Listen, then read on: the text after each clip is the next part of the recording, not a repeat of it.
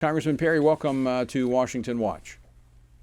Well, great to be with you, Tony. And I just heard a little bit of the conversation, and I think what you're probably talking about is the Wuhan flu, the Wuhan Institute of Virology, who many of us suspected years ago that was the emanating point of the virus that started the worldwide pandemic.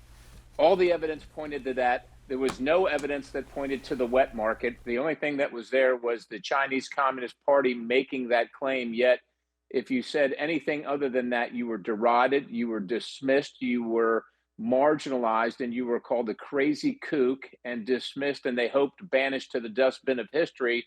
Lo and behold, years later, not too many, but too many still, we're finding out that yeah, absolutely, we were right all along. It did emanate from the Wuhan Institute of Virology, and whether it was by mistake or on purpose, and I don't know that we'll ever really be able to determine that. We might be able to, but either way, China cannot be trusted in any way, shape, or form. And to know that American tax dollars went to this effort is just insult upon injury.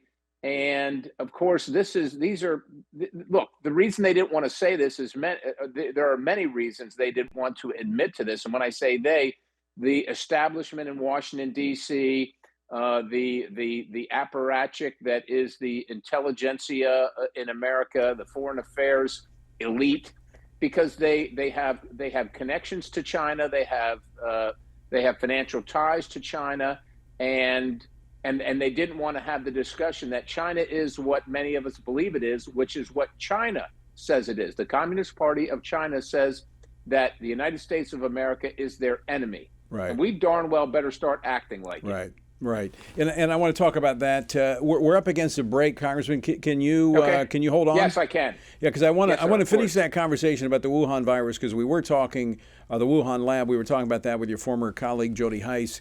But I also want to get into Ukraine and how China may be leaning toward providing military support equipment to Ukraine, and how that, or to Russia in Ukraine, and how that could totally change this equation that we're faced Yes. right now. One more question on the Wuhan Institute of Virology before we move on to the issue of Ukraine. And by the way, I should mention you're a retired general with the National Guard, so you know a little bit about military activity. But this lab leak, okay, so we were told that was not the case. Legacy media, the social media fact checkers, but then, you know, we've also seen they've been proven wrong about masks. You know, we some of us claimed that masks didn't work, and experts were saying that, and they were being censored. You know, claims that the vaccine was having problems, they were censored. You know, lockdowns are dangerous, they were censored. School closings were damaging, they were censored. We now know all that stuff is true.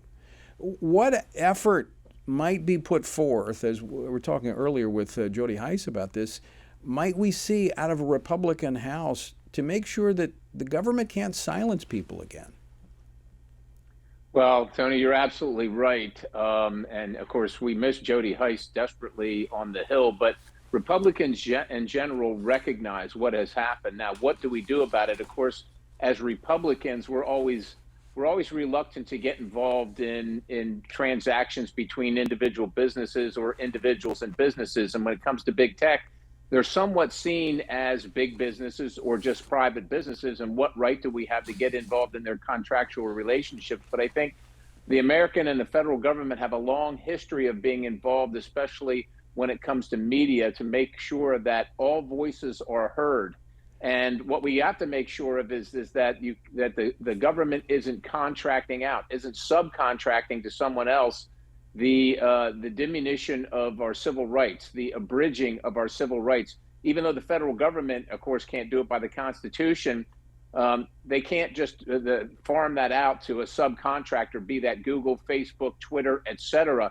And I think the Republicans just need to get, they need to get right with their place in this whole arena and understand that they do have a place. And as long as we're involved in those things, that we have to be involved in making sure that all voices are heard. And if they're not, then we need to do something about that specifically, and especially when the government's been involved. And of course, from the Twitter files, Right. we know that we're seeing the tip of the iceberg. And so what we need to do, probably, unfortunately, is subpoena the bank records for these different, these different organizations. See if the federal government was paying them, and of course, we need to subpoena both the federal government and these agencies to ask if that were indeed true. But in the case where I imagine the government won't respond, as they often don't, and if the outside entities don't respond, we have to go to the banks and see if there were transactions, at least as a minimum. If there were transactions, follow where those transactions came from, what the amounts were, who approved them, who negotiated them, what they were for, and start there, and then start digging. Because I think the Twitter files are just the tip of the iceberg. Right. We don't know the behemoth that is Google, that is Facebook, that are all these platforms. Well, you see the government using its intimidation ability to intimidate some of these businesses. I mean, even so, this with your Democratic colleagues after the 2020 election, calling upon AT&T and DirecTV to drop OAN, Newsmax, both of whom they've now dropped, and Fox News. So there's clearly this pressure being applied by the federal government, which I believe crosses the line into violating the First Amendment. So, and this is critically important for conservative members of Congress, because this is how their constituency communicates now that you have the legacy media that is completely sold out to the left.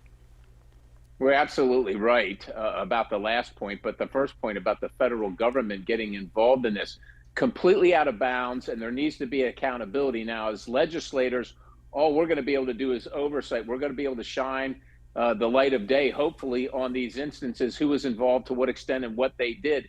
It will be up to the Justice Department to take action and provide the accountability. Right. Unfortunately, I don't have a lot of faith in that, Tony, but what it does do is it informs the American people that their choice at the ballot box, especially for the president, has broad implications. And if they want that accountability, they're going to have to get somebody other than Joe Biden and Merrick Garland. It does expose. And that's an important point. It exposes, yes. and it informs, it educates. It is important. Not the whole thing, but it at least brings it to the light of day. Very quickly, you serve on, as I mentioned, on the House Foreign Affairs Committee. There's a growing concern of the possibility of China providing arms to Ukraine.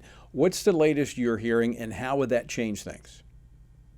Well, I think it would change things because it's a huge global competitor of the United States, and of course, tactically on the ground, it gets our competitor in China involved in a shooting war where essentially it's a proxy war between Russia and the United States.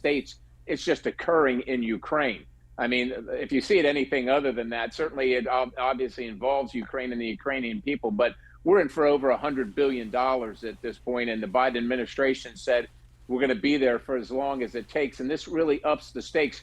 How much does America want to be involved? How much do the citizens want to be involved? Do they want to continue to spend their hard-earned tax dollars on this, or try and do things to save Social Security? Or how about defending the own American-Mexican border? That might be a good place to spend some of these resources. And I'm very concerned, as I think many Americans are, that at some point it's going to involve American service members. We're going to sleepwalk into a war like we did in Vietnam. And unfortunately, either this is the design of President Biden or the people around him, or it's intentional. I'm not sure which one is happening, but there are a lot of indicators that just don't add up. And I would use the Nord Stream pipelines telling us that Russia blew them up. This doesn't make any sense to me, Tony.